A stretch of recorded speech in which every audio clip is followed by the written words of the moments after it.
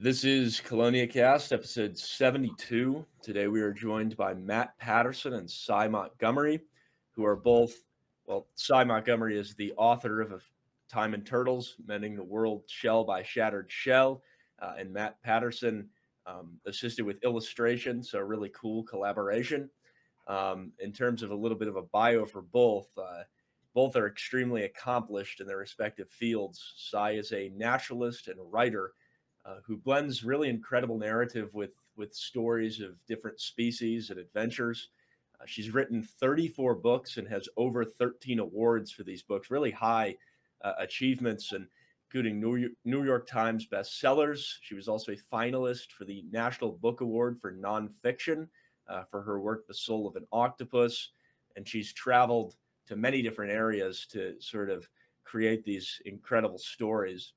Um, Matt is an accomplished wildlife artist who's traveled the globe for turtles as well. He's got a certain affinity for turtles. He's a two-time.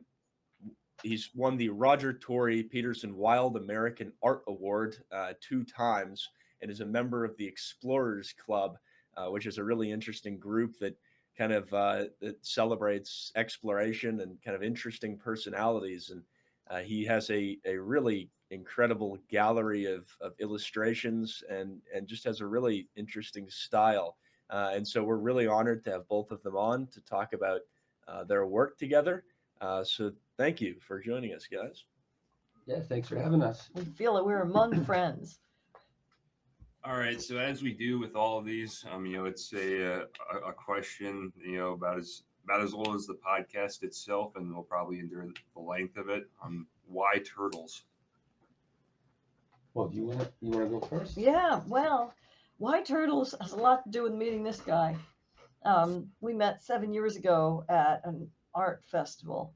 And although, I'd always grown up loving turtles, who doesn't? We all had those poor little red ears when we were tiny. I was born in 1958.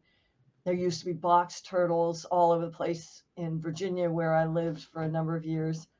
And but this guy, he's all about turtles. So when we met, I immediately started thinking, how can we do some books on turtles together? Because we needed to justify our turtle adventures.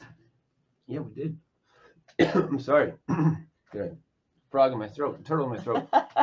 If only, right? Yeah. Why turtles for me? I grew up. My dad was a biology teacher, so he was always taking me out looking for snakes and fish and turtles. So I loved turtles my whole life, and drawing them. Some of my earliest drawings my parents saved, and they're turtles. So I've always just had a fascination with them, and there's no particular moment where I got into turtles. It's as far back as I can remember. You were born to it. I was born into turtles.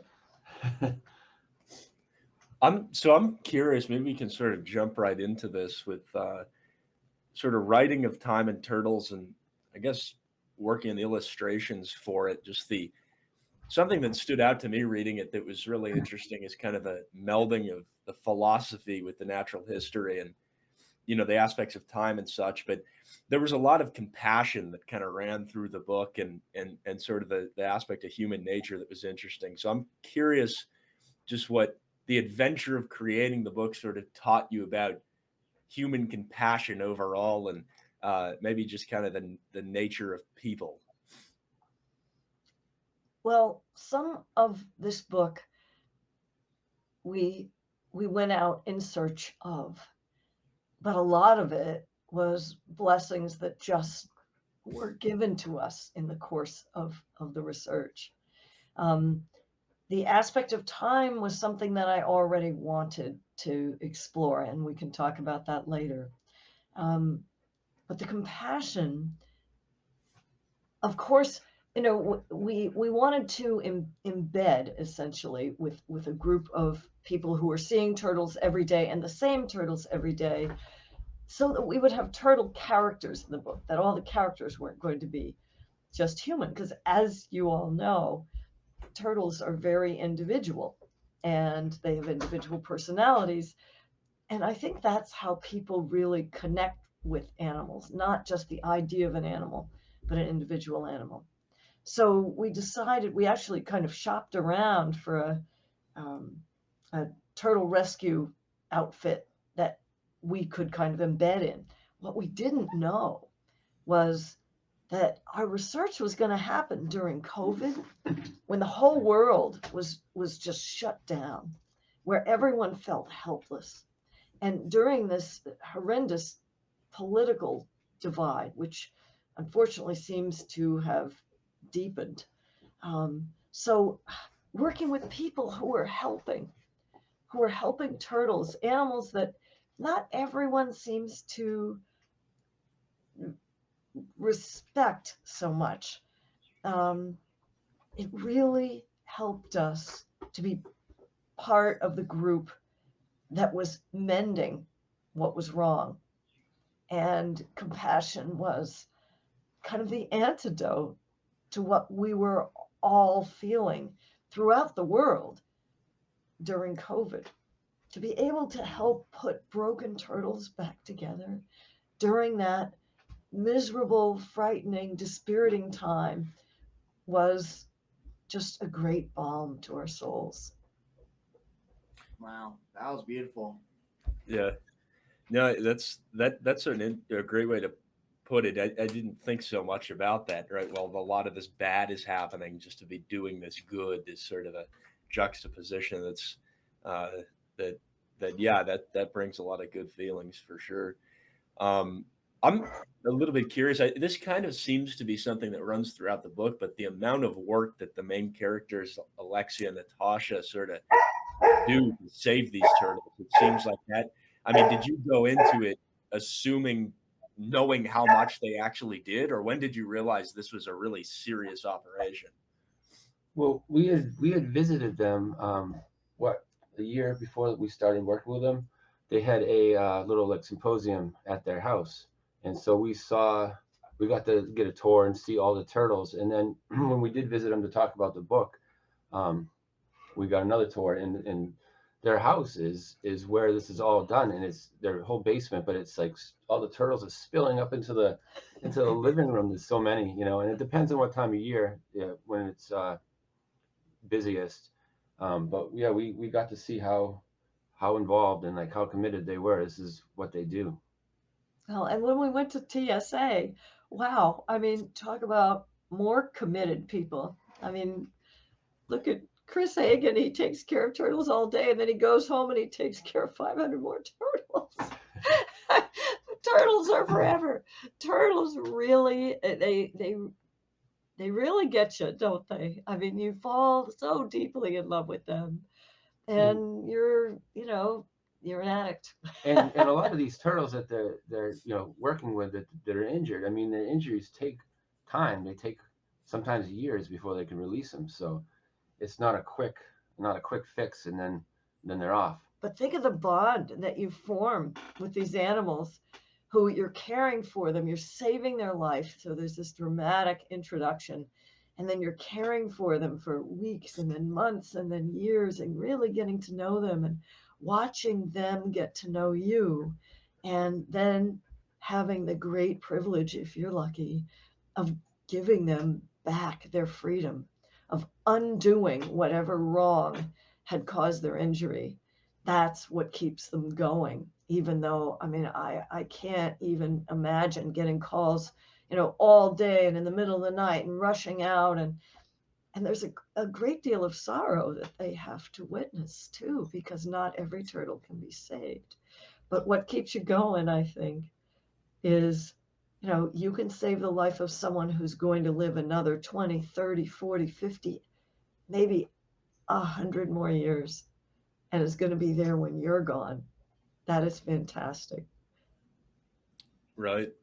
And another added element of the turtle situation is just that they're so threatened. The first or second most threatened group of vertebrates, depending on who you ask, up there with primates. But the conservation status is kind of a unique thing. And I think that sometimes that can be kind of challenging to get that point across, because it becomes a little disinteresting to people. And turtles in general, I mean, there's so much about them, kind of the philosophy they evoke and bring to mind, and just their way of life and things we've already touched on. But I'm kind of curious what your approach to kind of writing about conservation, making conservation relevant to a general audience and interesting to general people, and maybe how illustration can come into that and boost that sort of aspect.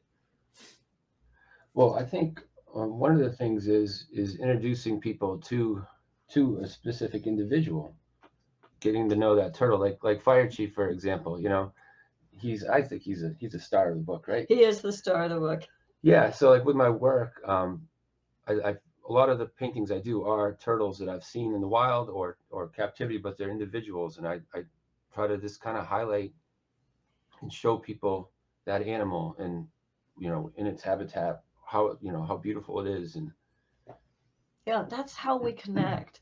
And all of my work is meant to connect us again to the natural world, which we're born into as human beings, but somehow people just go and wreck it. But the way to make that connection is through individuals, and individuals with a story, with a history.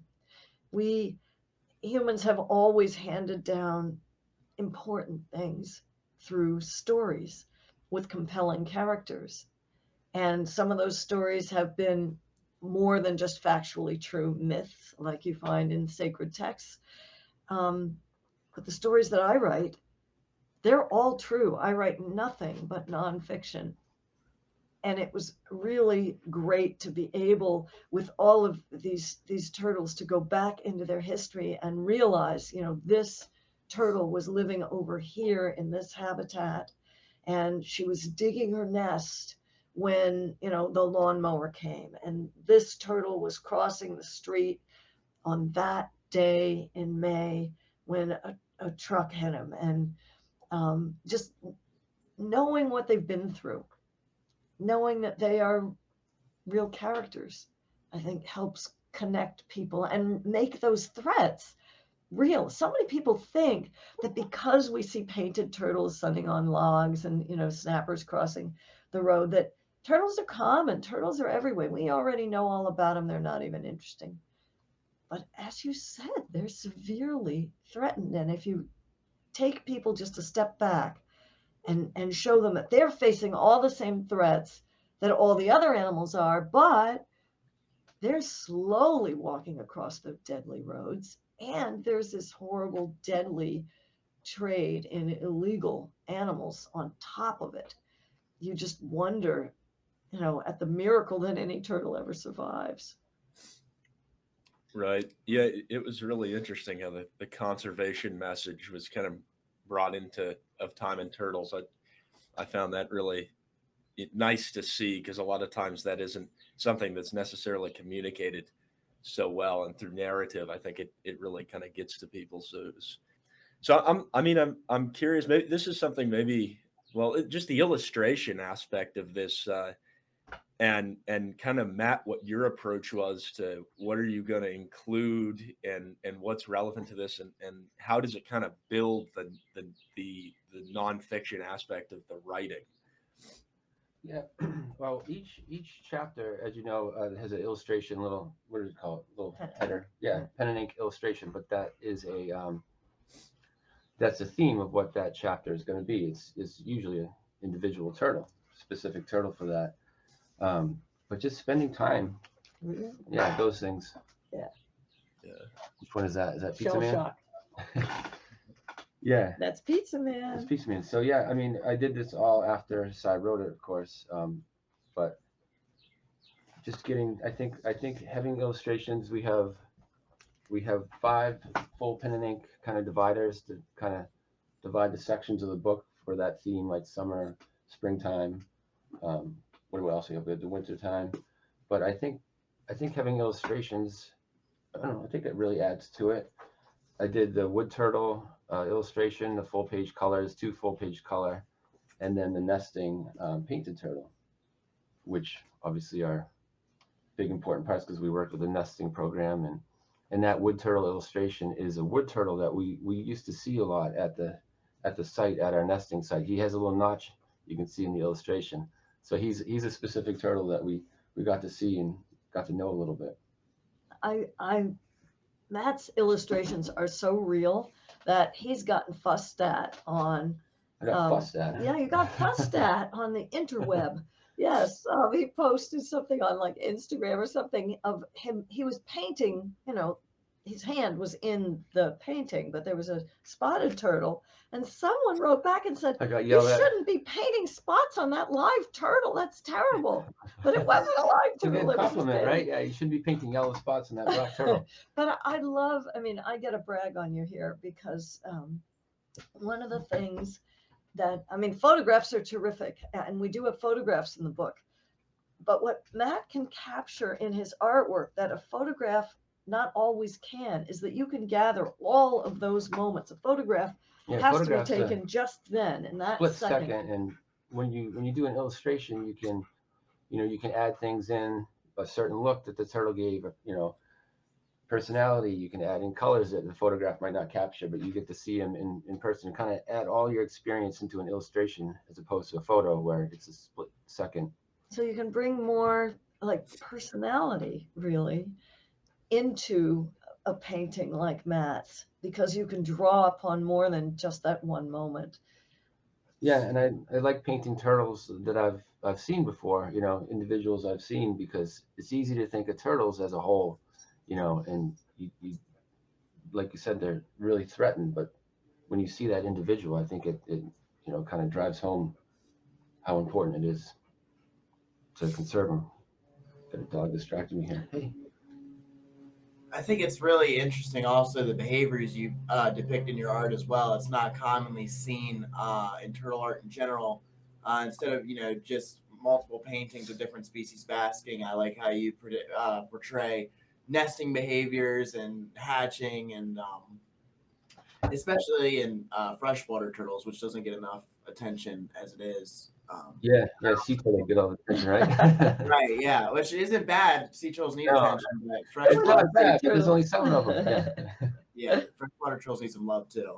they do. They sure Yeah, do. and Well, they're getting some love. They're getting some love. Yeah, and my work too, it's a lot of observation, just watching them and seeing how they behave and act, and and that's half the fun. And it's wonderful too to be able to connect with people about an animal. Everyone has seen a turtle. And yet they're just these gobsmackingly amazing creatures in so many ways. To take an animal that everybody sees and let that be kind of the gateway drug to understanding this whole world of amazing creatures, and exploit that connection that you may have had with the little turtle that you had in the horrible little plastic tank that everybody had in the 50s, and take that love and turn it into action. Yeah, right. That's something interesting in just the book tour and the process of bringing the world of turtles to so many different people. And what have been some of the most inspiring moments? You're really seeing that real time through turtles, just a gateway into the natural world, I imagine. Yeah, we did a lot of traveling for the Book of Turtles, the End of Time and Turtles, and it's great. Everyone has a turtle story. Everybody has some kind of turtle story, whether they saw a turtle crossing the road or they used to have a little turtle when they were a kid. And I think though, going to schools and seeing the enthusiasm with kids is really great. And we would talk about the Book of Turtles, and we would do like Sai said, these are animals that everyone recognizes as a turtle, but then we would give them some, amazing abilities that some turtles have. And there's turtles with, necks longer than their shells, and turtles that can climb, and turtles that can sprint. So I think seeing kids, their enthusiasm. And we have gotten so many emails and letters and calls from people saying, I saved a turtle today. Yeah. Or your book made me want to volunteer at a turtle rescue, or I just sent a check to TSA. And we're just so glad to hear that people want to do something. Yeah, and also I don't know, I think this goes for you too. I got a ton of emails and messages this spring when it was nesting season of people, finding injured turtles and needing help, but they wanted to do something because of reading the book. Yeah, and the Turtle Rescue League had, ever since the book came out, they've gotten a ton of donations. They've gotten a ton of new volunteers. A ton And of turtles. They're getting a ton more turtles. They're being able to save even more turtles. So we're really glad about that. Yeah, I think too, it's just creating awareness of what's going on when turtles are crossing the road, not to just pick them up and carry them back to where they I were. know. And you think, those are the good Samaritans who pull over and want to help the turtle. And when you think a lot of the good Samaritans were just doing the exact opposite of what the turtle wanted by taking it back to where it was, just being able to move that needle is fantastic. It's awesome. People are so inspired to share what they're doing. That's a great Yeah. feeling. Maybe we can sort of backtrack to just Matt. I'm curious who some of your influences in terms of your art have been, and kind of how you developed your style. You think about how intricately linked cameras have only existed for so long. So art and natural history really run this long course over time. And it's just a cool thing that you have that skill. So I'm curious, what kind of influenced your approach to art? I grew up like loving, the golden guides, those books, little guides. They were all illustrated. You know. Oh yeah, they had them. They're pretty dated because one of them has a bog turtle and tells you how to keep it in a tank. But those illustrations I always loved, seeing, and so, and I liked artists like James Prozac, does a lot of fish, and obviously Audubon, but just all the old natural history style. That's kind of how I developed mine. And I a little bit of a twist. I like using negative space in it, so how I always have like a white background, so I don't have the full scene. I think that kind of highlights the animal and the habitat. But I grew up loving guidebooks and illustrated guidebooks, and looking through those was a real big influence for me. That's awesome. And then it's interesting because I think that the work of writing too is also a form of art, just through words. And we've written research papers, that kind of thing, but that's a very different process than writing an entire novel. And so I'm curious, sort of for Cy, what are the toughest parts about putting together a full-on book about these kind of things? Where are the roadblocks, and kind of how do you get through those? I've done 38 books now, and you would not believe, and I'm 66 years old, and I still look at that blank page and think I am unworthy. That's the hardest part, just feeling like I can tell this story. And so when I can't believe in myself, which is a lot, I believe in the turtles. I believe in the animals and people, and that's what gets me past. I loved writing this book. Not every book is easy to write.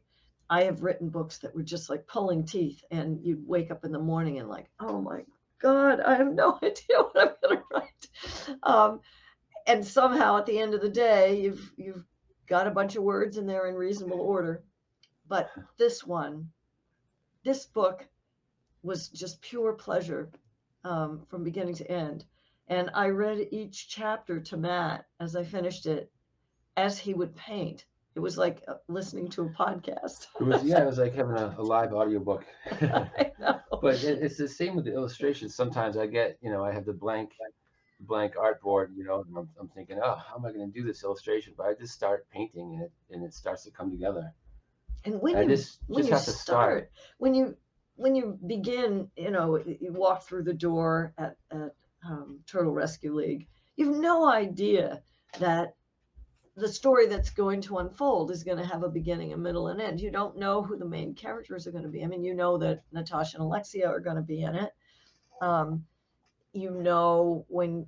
When you visit TSA's center that you're going to see cool stuff, but you don't know what's going to unfold. You don't know what dramas are going to happen, but you just have to trust that they will.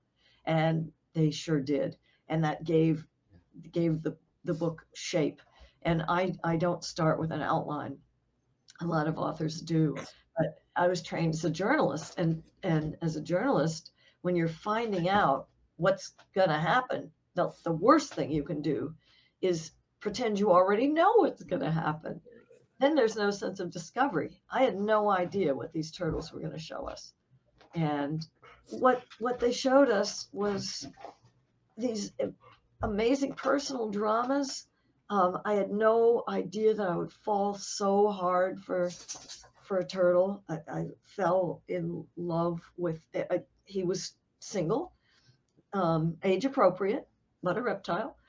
The chief. The chief. I had no idea that was going to happen. No idea that Matt would eventually, with his wife Erin, move to a house on our street, and that happened essentially because of the book. It did, yeah. That happened after the book.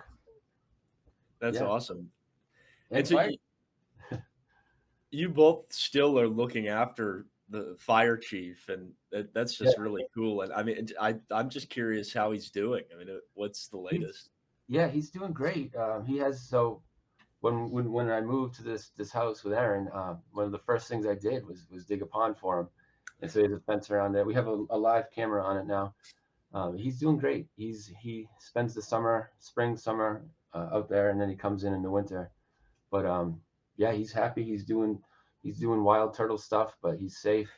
So his tail still doesn't work yeah, perfectly. he does flip over once in a while, and that's why we have the live camera. Yeah. We have the whole town kind of looking in on him, trying to make sure that he's people not go up and upside check down. on him.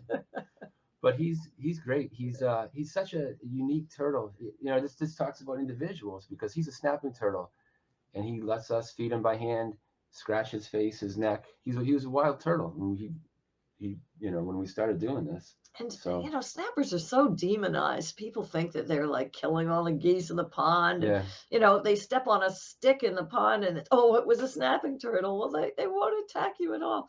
And so he's this great ambassador for all snappers, I think, because he's this wise, gentle, curious, brave old guy that you just want to be around him. And we're working on a book right now about him. Yeah, for kids. Yeah, picture book. So it basically starts out when he's an egg, you know, and then it goes all the way through until now. And tells a dramatic story of his injury and his rehabilitation, and how he had to have a wheelchair, and we did all his physical therapy, and now he rules his own pond. So it's a happy story. That's great, and it's definitely great that you're humanizing snapping turtles, because like you said, they are very demonized. Yeah, everyone thinks that they bite you when you're swimming, and all, you know, I mean, that's ridiculous. If that was the case, I mean, every night on the news it'd be snapping turtle attacks, because they're everywhere. They're in every pond and lake and river. So it would not be a human overpopulation problem. Well, yeah, that might be good. Yeah, they're right. That's the problem.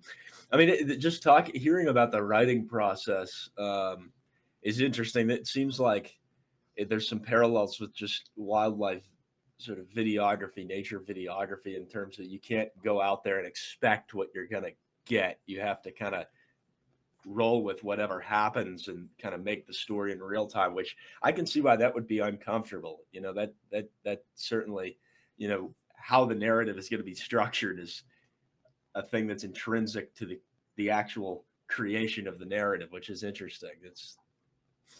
It's exactly like wildlife videography. You just don't know, and you just got to be open to what's going to happen.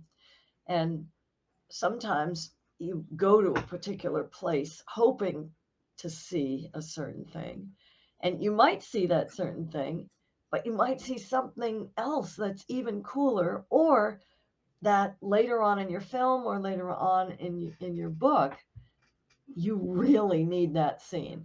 And there it was. It was just given to you. That's really interesting. Yeah. It's neat. What in terms of just the experience with the Turtle Rescue League and the process of the the book kind of creating itself. I guess that's I guess how to view it. What were the most interesting facts you learned? I mean, what are the things that stand out the most about turtles or anything else? And I was absolutely astonished that turtles could survive some of these horrendous injuries that would kill a person right off. Yeah, I would say the same thing though. Some of these injuries are, I mean, there were turtles missing pieces of their carapace, and I mean, it took a long time, but they were able to heal and regenerate. There's all kinds of like really interesting techniques that you can do to help things along. But Matt, you've seen turtles in the wild year after year that on their own without any intervention at all. The chief, for instance, like he has scars on his carapace that he healed from on his own in the wild, and he even has like a crack in his beak and his jaw. But that was an injury that he healed on his own. He didn't have help from people. But yeah, just how tough turtles are. I guess you have to be tough to survive. Everything that killed off the dinosaurs, plus the Ice Age, plus us. Right. Well, maybe we can explore the time aspect of the book, because that's something that as younger people, we've got kind of a different perspective on that. I think it kind of, it does sort of feel like time moves a bit slower, or it just that the time is kind of given some essence to it for us, at least being fascinated by turtles. It kind of gives meaning, but I'm sure that changes over time with perspective. And I'm kind of curious how did the view of how time would play into of time and turtles change with time, and what did it mean to both of you? Well, I initially went into this wanting time to be part of it. This was before COVID. And the reason was my last big book, Soul of an Octopus, examined one of what's thought to be two hard questions in philosophy. That examined consciousness. The other hard question in philosophy is time. What is it? Is it even a real thing? Does it move like an arrow? Does it move like a circle? Does it move at all? Is it real? Is it just a construct we made up? And when I began to think about what my next big book would be after Soul of an Octopus, I thought, if I wanted to examine this question, who could be better than turtles? Who've survived for so long, whose slow lives are a balm, and what better way to lead us to wisdom? And I'm at that point in my life where, there's big chunks of your life that you go on and you're just kind of importantly building on your career, on your family, on, accomplishing what you want in the world. And I'm still interested in accomplishing things in the world. But I'm at that point where maybe, God willing, I'll be able to amass some wisdom as well. And the turtles, I think, were great guides to that. What we did not know, of course, was that when COVID came, time stopped for everyone. And all of the markers of our days disappeared. All the birthday parties and all of the Christmas gatherings and Easter and Hanukkah and weddings and even 9 to 5 at the office, all gone. So everyone felt unmoored and untethered. But Matt and I were able to connect with turtle time, with the real, natural, eternal, cyclical time that turtles know. Working with the turtles, we call it turtle time. It you kind of focus and everything around you kind of went away, and it did slow down. In a world where we have so many distractions and cell phones and all these apps and things constantly going off, that was really calming during that time of COVID. So being with the turtles really taught us to focus and to slow down. Remember the election day that Yeah, turned yeah. out to be not just one day, and Like a week. everybody, no matter what side you were on, was just like, "Oh my God, what's going to happen?" And you're glued to the radio, and Matt and I just wanted to scream. I think everybody did. And that day, we went to TRL, and we were cleaning tanks, and then we took fire chief out to walk, and it just connected us to the real world. I mean, this isn't to say that, politics aren't important and the human world isn't important, but the eternal world is always still there for us, and animals can take us there. It's a really interesting exploration. A lot of times you think about time in terms of a physics question almost, and as a quantitative thing, but there's definitely an element of time that is encapsulated in natural history that maybe is part of the appeal to people generally, and going out in nature. You just can immerse yourself in something that is much older than you, and kind of puts you into a context that's outside of yourself a bit. I mean, is that kind of a good way to summarize that? Yeah, absolutely. You're absolutely right. And it's so comforting. But interestingly, the physicists saw it that way as well. I mean, Einstein did not see time as an arrow, and he didn't see death as an end. And with the turtles, we began to experience that, which in your work life you don't experience. We experience the calendar, the clock, the sands of time running out through the hourglass, and then they're gone. But the physicists tell us that that's not real, and the turtles tell us too. It was seasonal time. It was renewing. Every is a cyclical thing. I was thinking about that a lot lately. Is just the fact, yeah, death is part of life in a way. You drive down the street, even in a city, and everything that's there, to some extent, has a relationship with something that is cycled through the ecosystem, and it kind of becomes overwhelming to think about all of that. But you realize this is just something it's cyclical, like you said, and rather than something straight and linear. Mm-hmm. I'm curious philosophically. Maybe we could explore that a bit more. We haven't done that so much on this podcast endeavor, but with kind of backgrounds in art and psychology, philosophy, and I enjoy those things too. And I'm curious if there's any philosophers or concepts that kind of come to mind beyond time, but related to theories of mind, that sort of thing, when you see a turtle and think about the life of a turtle.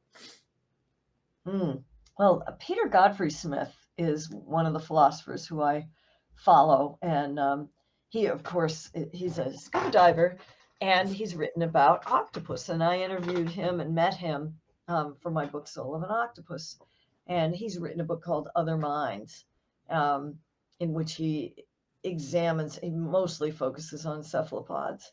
But turtles are another creature who we actually have heard people say, "Oh, turtles don't feel pain, do they?" And we've heard people say, Yeah, people do ask that. "Yes," or they say, "That turtle knows you." Astonished that a turtle can recognize a face when wasps recognize hundreds of faces, chickens recognize 100 faces. Recognizing a face is not brain surgery.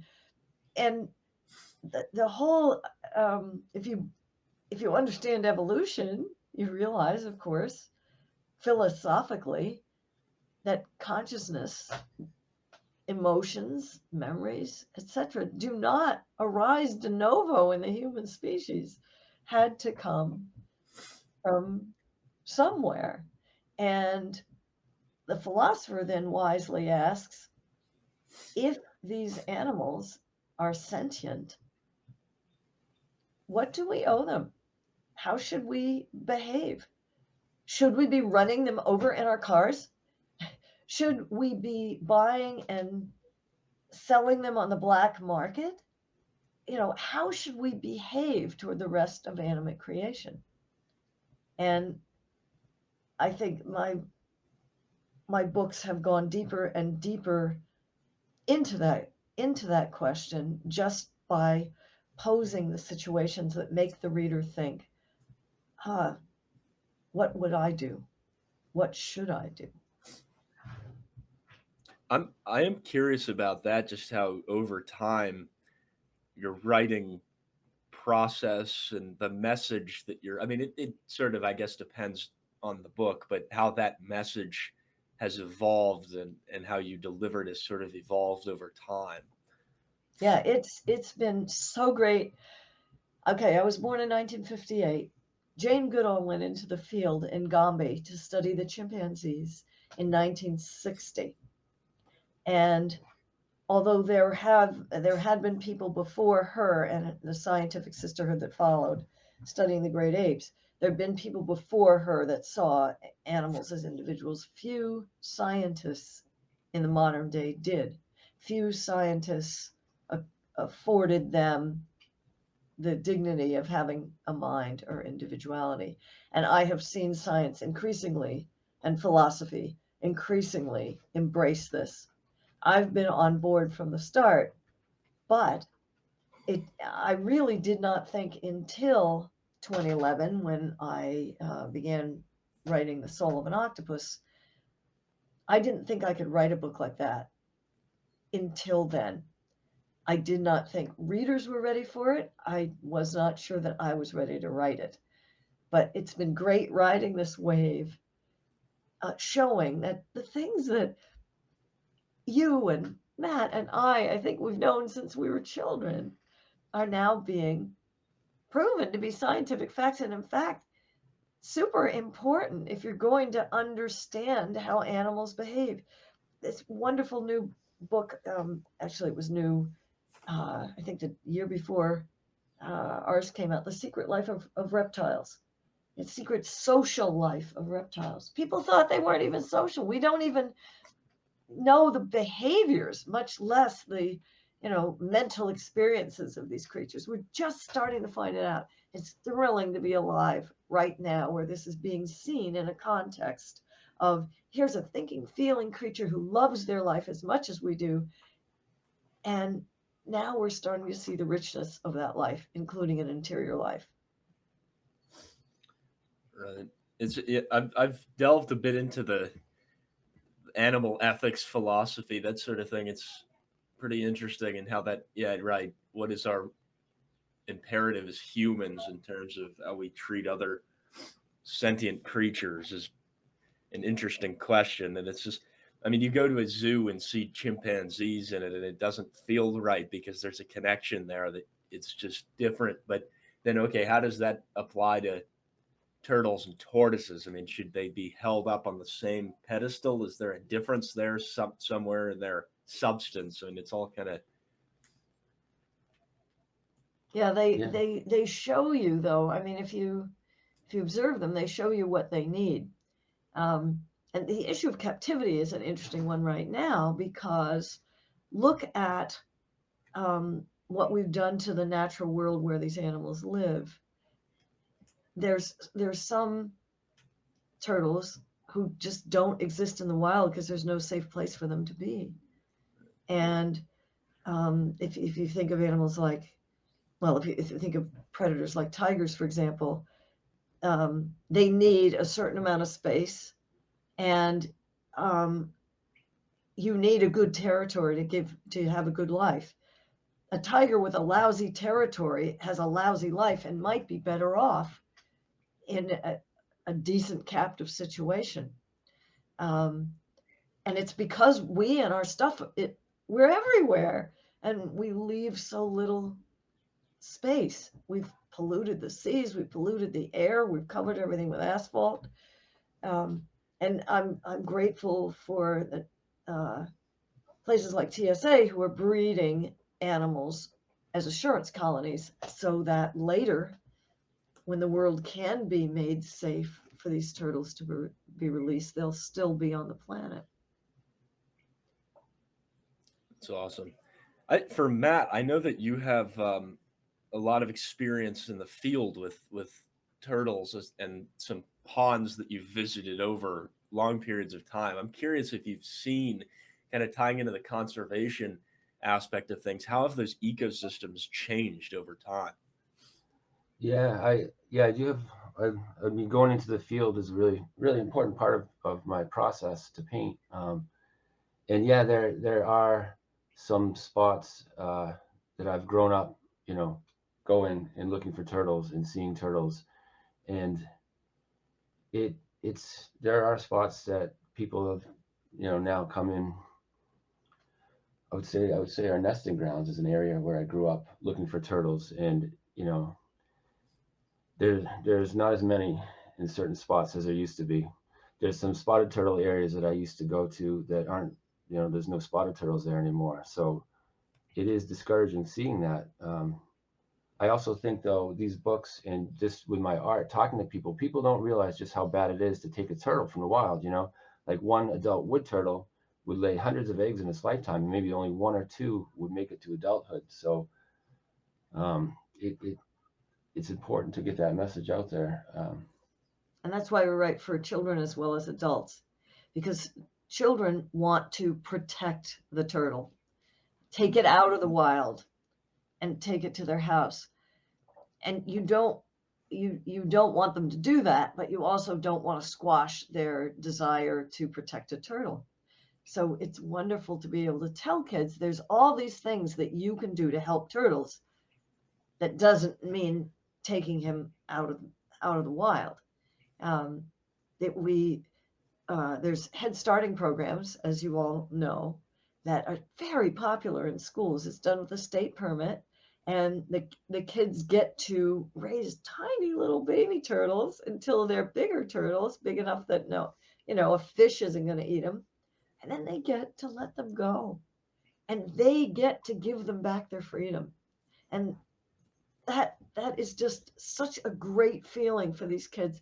Even if you see the kids cry because, little Shelly is now not their pet anymore, they understand at the end of the day that they've done a great deed for someone who might live to be 40 or 50 or 60 or 100 years old. And there are some spots that I go to there, they remain untouched. And those areas that, I see turtles that I've seen for years, the same turtles, like the wood turtle in the book that I illustrated. He has a notch on him. And those are really special places. I took Cy to Turtle Cove. Remember that? Oh yeah, That's I want to go back. Yeah, and that's like this. It's this little cove, and it's surrounded by. It's a real busy area, but you go into that cove and you don't hear the cars, you don't see any houses or anything, and it's just you see turtles and you see snakes, and it's a special, like, hidden, untouched spot. Yeah, those refugia are so important, and we wrote about that in a chapter called "Beyond the Guardrails," because there's fewer and fewer of those places. There are fewer and fewer. You're so right. But if you can protect that spot, it is an Eden for these animals, and most people don't even know they're there. Yeah, that's where you saw your first musk turtle. That's right. Who was in a tree? I mean, people don't know that turtles are sleeping in trees. People don't know that there's turtles whose shells glow in the dark, and turtles who breathe out of their butts, and turtles who pee out of their mouths. Right? And kids love that. So that's why we wrote the Book of Turtles, as well as the adult book of Time and Turtles, and that's why we're working on the Fire Chief book. Mm-hmm. Right. So much of conservation now is inspiring the next generation, and it seems like there's to conservation. That's what you got to do. Yeah, I mean, and writing specifically turtle books for kids is great because it's not really a niche that's filled. I'm a huge book collector, and all the books I've collected obviously are marketed towards adults and very scientific. And I mean, that's kind of what we love about turtles is they're so interesting in their behavior. But marketing that on a children's level is just really smart, and I admire that a lot about your writing. Oh, thank you. Well, the Book of Turtles too it's doing great. People are really enthused about it. We get drawings and I get one of the facts was there's a turtle that pees out of its mouth. So I have a whole stack of drawings I've been sent from kids of turtles peeing out of their mouths. but kids they took other love. facts from it too. No, I'm they hoping. love to tell adults. Did you know this? Yeah. They Yeah. love to educate adults. And years ago, my friend told me of a study that said that of parents of small children, those parents learned 70% of the news about conservation and natural history from their children, not from magazines, not from newspapers, not well, gosh, no one even gets magazines anymore except me. Not online and not on TV, but from their kids. So everyone says kids are the leaders of tomorrow, but I think they're the leaders of today, and we can get them on the turtle bandwagon. Get them on the bandwagon. Yeah, I mean, in the Book of Turtles, we talk about things they can do to help, conserve turtles and volunteer with nesting programs and help turtles across the road. That's like one thing that everyone can do. You don't have to be a scientist or researcher to make a difference. Right, and protect their nests. Yeah.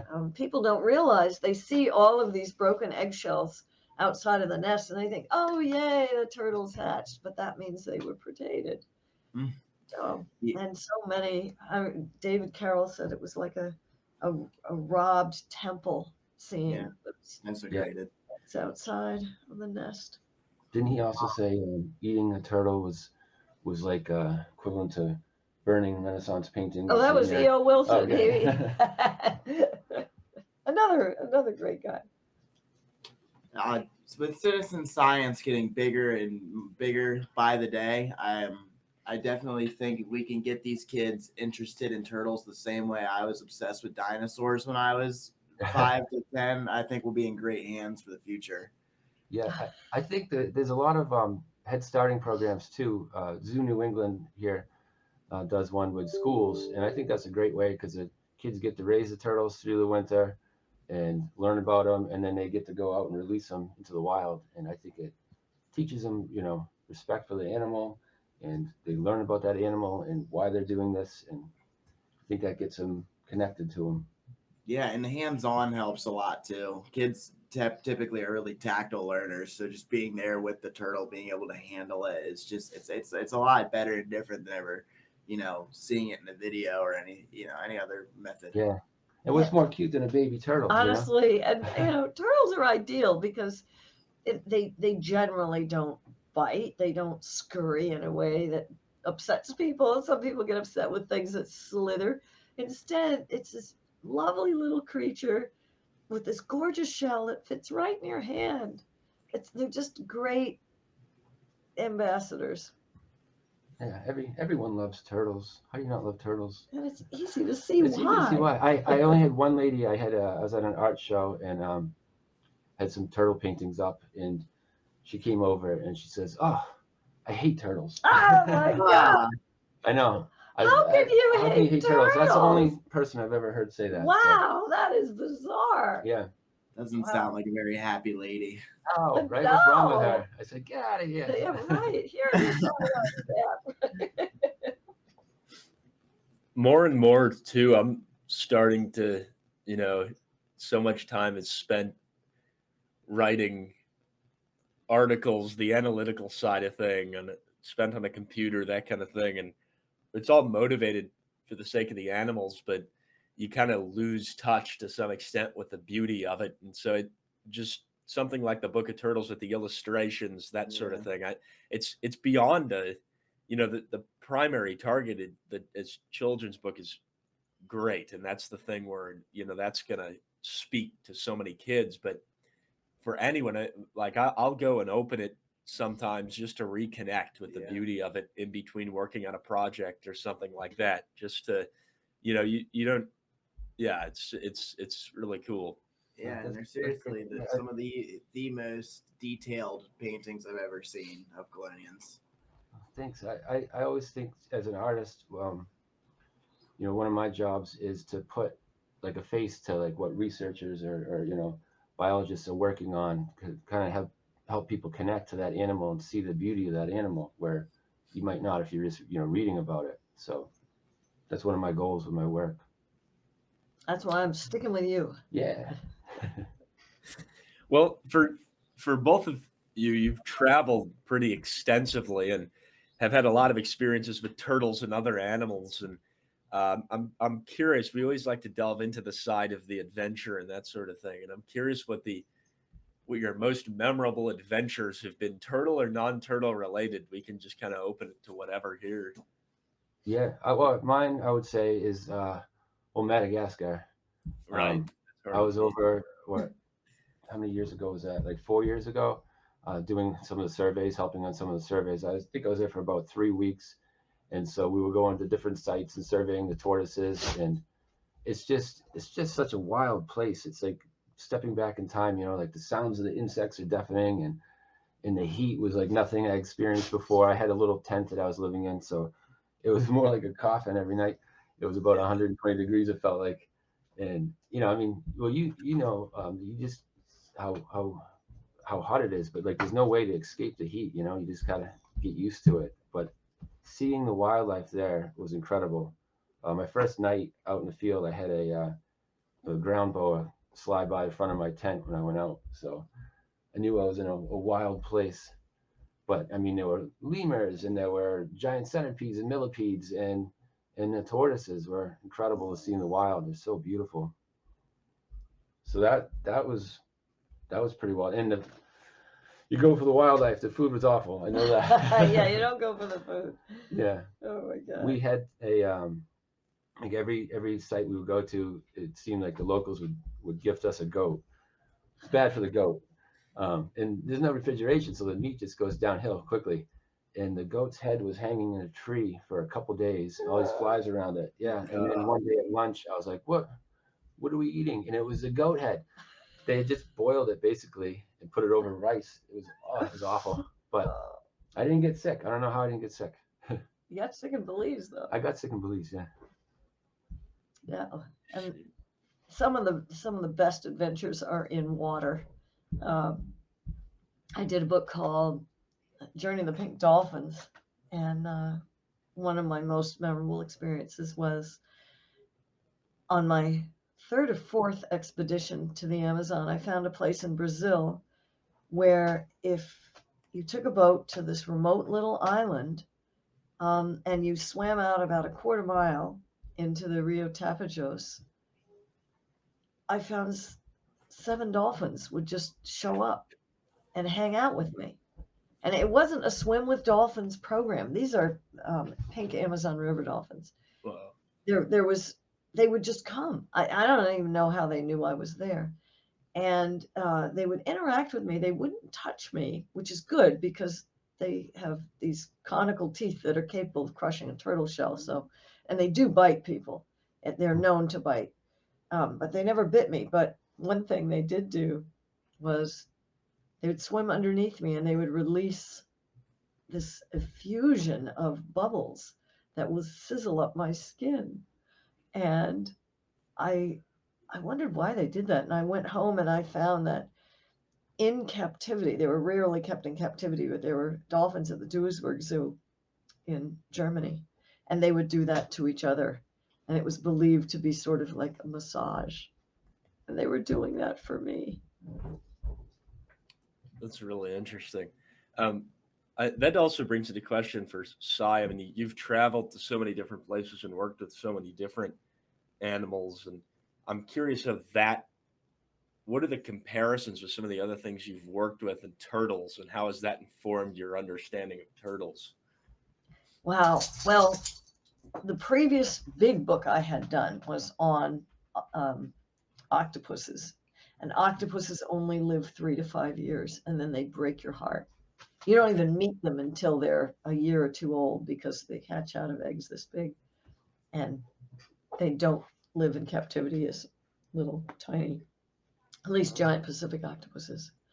So one of the great things about turtles is I don't have to say goodbye to them.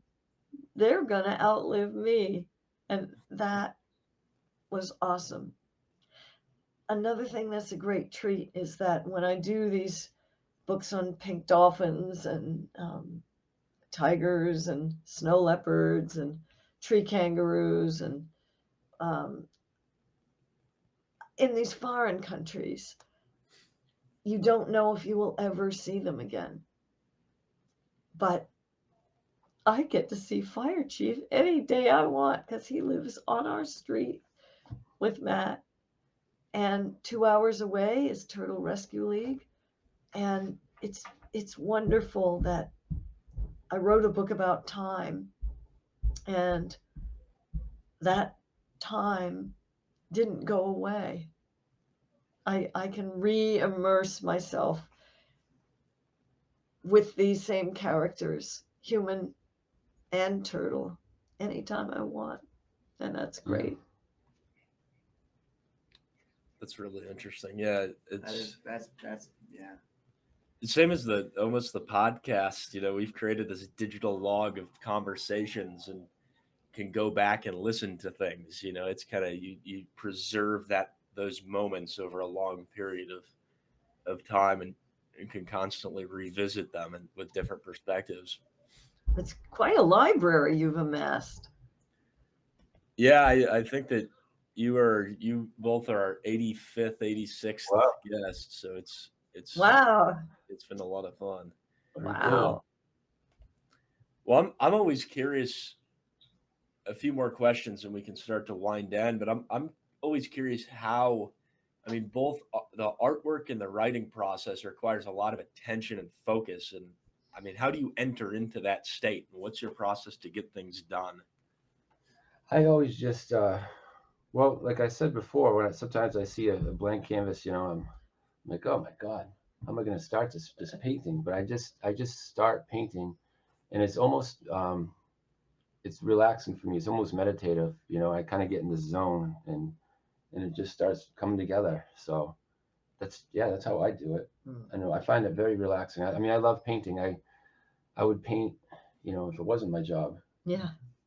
That's what I want to be doing. So yeah, Pretty be a turtle great. artist, Well, when I'm in the field or at the turtle hospital, I'm constantly taking notes. Then I come home and I don't just type up those notes. I organize them sort of into like a story, and I keep it in a big bound,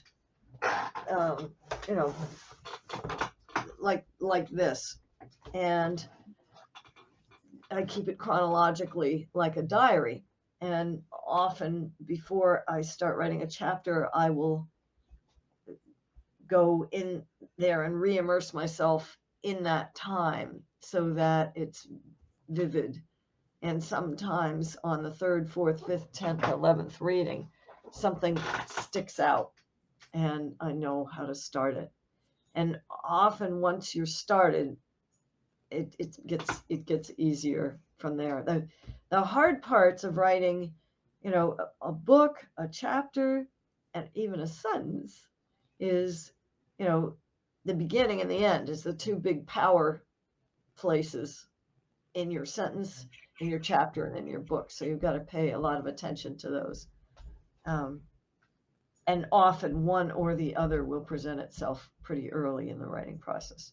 Sometimes you start writing from the middle. Sometimes you start writing from the end. My first book, I wrote from the end forward. You started with the sea turtle. That's right, actually. On this one. Yeah. Why did I do that?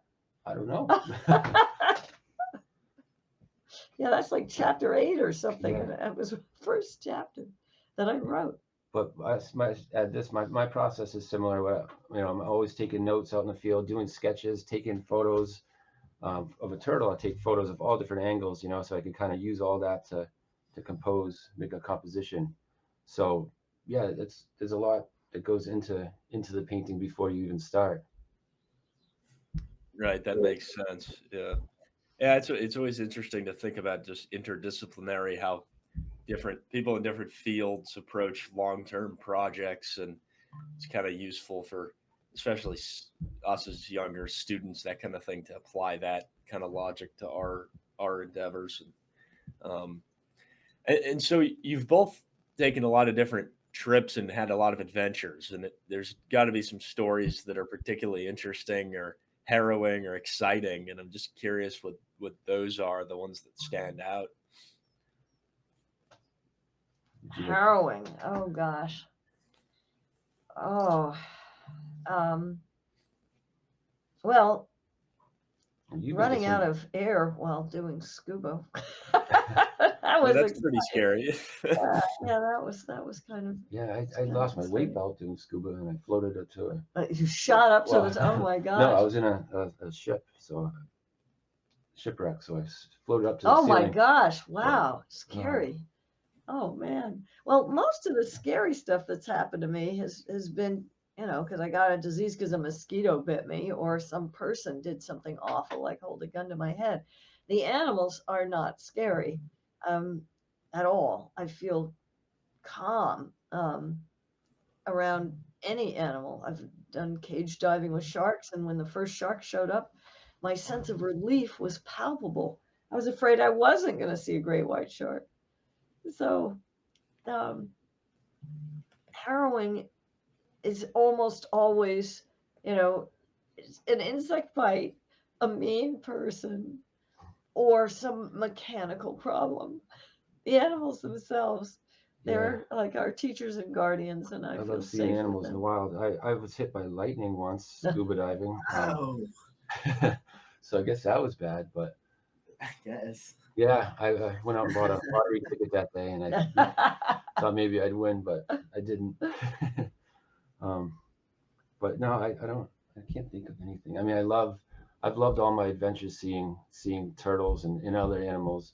Last year in Belize, that was great. I did get sick on the way home, but that was a great experience. I don't know. Yeah. Wow. No, it's consistent. I mean, I've had some adventures at this point, and it is always the people that are, they're, if not directly the reason that it's harrowing, indirectly the reason because of mechanical failure or something like that. But people are parasites, I'd say. Yeah, right. That's consistent with pretty much everyone we've talked to so far. If you ask them that question, that's kind of the answer. Right. It's never, the snake crawled into my sleeping bag and bit me. It usually just sleeps there. I did actually have, there was one actually encounter I had recently in Belize, this most recent trip that was related to the animals, but it was totally my fault. If anything, it was the reason I was in that situation was a human error. But we were snorkeling at night for the Storotypus, the giant musk turtles, and maybe 30 or so minutes in, we're going up. The Bladen River is flowing really rapidly, and I'm snorkeling up there. I'm a little bit ahead of everyone else in the group with these spotlights, and it's pitch black out there. You turn the light off, you can't see anything, and you're in the water. It's a little bit intimidating. And I came up and I feel something hit the top of my head, smack my head, and I turned around immediately and ducked down. And I come up to the surface and spotlight the side, and I can see something swimming to the bank. And so I try to get a little closer, and out comes a 4 or 5 foot long fertilance onto a rock on the side of the bank. Oh my God. Oh, and wow. so I was kind of in shock for a while because just a snake like that smacking the top of your head on the top of the water. I mean, you don't know if you've been bit or what's going on for a few minutes just to kind of reassess. Wow. But yeah, that was just something interesting that I guess it's sometimes, but again, it's the only reason that was a problem is because I had entered their habitat. So really should not have been doing that without someone spotlighting or anything. But yeah. Wow. Yeah, so that was an interesting story. But I guess we can kind of wrap things up, but I'm curious because you guys have a really interesting perspective from different backgrounds, but why is it that people should care about turtles?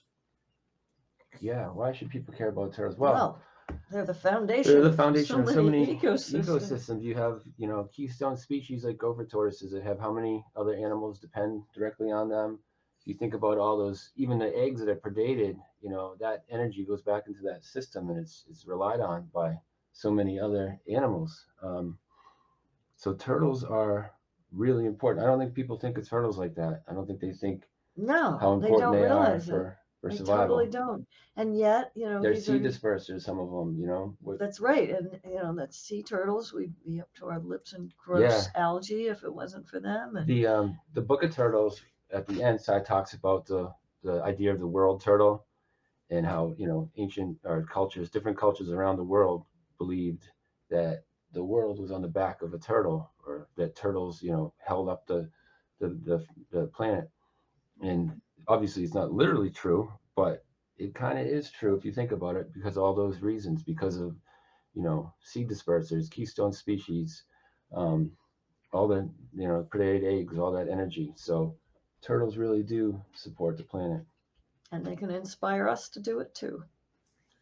So yeah, turtles are really important. That's awesome. And then sort of our last thing we'd like to go into is just with your different backgrounds and such. I mean, what is it?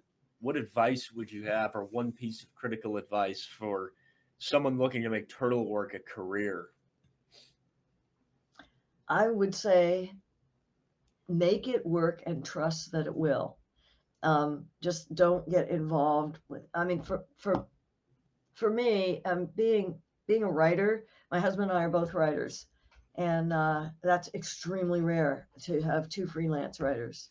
So just don't need a whole lot of stuff, and make your goal the thing that you focus on, instead of a whole lot of stuff or a whole lot of money.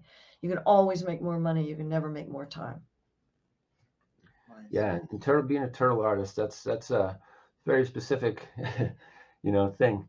I would say, constantly learn from others, and meet other people, researchers, go to conferences, and constantly paint. Be persistent.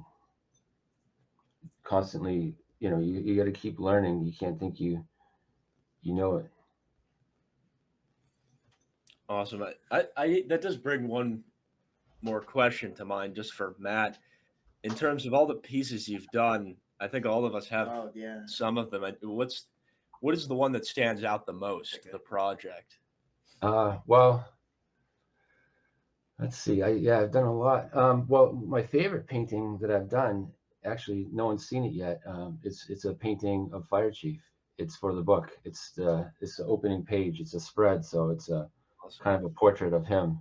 And I have some pictures of the process, a sneak peek on my social media, but no one's seen the That's finished my one. favorite. You've seen I've it, seen yeah. it. It's my favorite. So that's I'm really excited about that one, and doing a book on him, when we get to see him every day, and he has such a great story. I'm really excited to share that with everyone when it comes out, in hopefully about a year, something like that. Well, I think with we like to close out with a quick round of turtle trivia. So I don't know if you have any turtle facts or obscure turtle facts, or honestly, with the amount of just general natural history knowledge you could throw Oh, we anything did. at it. We do have a Lonesome George one. Yeah. Okay. Yeah. So the question would Yeah. be, what kind of biologist discovered Lonesome George? Oh, I know this one. It's yeah. A I shell ball, but not the kind you think. Yeah, right. There was a guy named Vas Volgi's a snail biologist in 1971. Looking for other shelled creatures, right? That's right. Oh, great. Yeah. You can't be stumped. There have been a few that in the past that just people pull out that have just been the most obscure things. You talk to someone who's Yeah, Craig's was pretty. Craig Stanford had a good one. And yeah, there's some that. What was that? What was it? What did he say? He was. We were talking about Stein Dockner, Oh yeah. and it was like it was a natural history museum question. I mean, by the time this episode comes out, that episode will have been long released, so you can definitely go check it Oh, out. okay. So you're not spoiling it. No, but it was very, it had us all scratching our heads. I think it was he had asked it in a way that was it was a long form question that was there's a museum that's associated with this person, so it was kind of a two-part Oh my thing. God. Yeah, and he really threw us off with the Yeah. fact that he was an ichthyologist. He wasn't a. Yeah, right. There was a lot of specifics to that. So that was a pretty good one. Yeah, he stumped us, which that's a good question. Yeah. I would be lost. Well, we Yeah. have loved being on, and what an honor. And God bless you. I wish we could be with you right now at TSA, but it's good to be with you virtually. Well, you're definitely here in spirit. Yeah. Well, thank you both. I mean, this has been an honor for us to highlight your work with of Time and Turtles and the Book of Turtles and just overall. And thanks again. And if you want to finish off with anything, I'll kind of open the floor. Wow. Well, we're really grateful for your work and for your podcast. And it's great to be with you holding up the world like the world turtle. Awesome. Well, thank you, Cy and Matt. This has been awesome. And we'll see you on the next one.